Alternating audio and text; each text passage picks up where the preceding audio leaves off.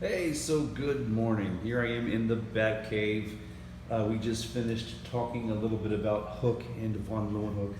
So let's go ahead and review over some of the basic parts of the microscope. Alrighty? So this whole doohickey right here, this is called the eyepiece. And inside of the eyepiece is a lens. That's called the ocular lens. The ocular lens is inside of the eyepiece. Now, as far as your main magnification goes, you have a series of lenses right here, and I'm touching them. Okay, those are your objective lenses. So in class, when we start doing lab work with microscopes and whatnot, I am a stickler when it comes to units.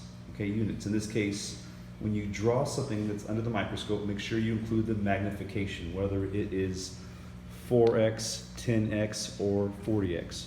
4, 10, and 40. So I'm kind of picky there. Okay. This is your stage. That's where your slide will go. These little doodads are stage clips, which of course hold the slide in place. Now underneath it, you see something here. This helps regulate your light. Some images will look better when they're a little bit dimmer. Okay, so it's kind of a filter in that regard. That's called your diaphragm. And then speaking of light, your actual light source is right here. That's the illuminator, not the Illuminati, the illuminator. That's your light source. So just think about folks like Hooke and von Leeuwenhoek, okay? And even Schleiden, Schwann, and Virchow. They didn't have electricity, right? They had to use candles for their illuminator, okay?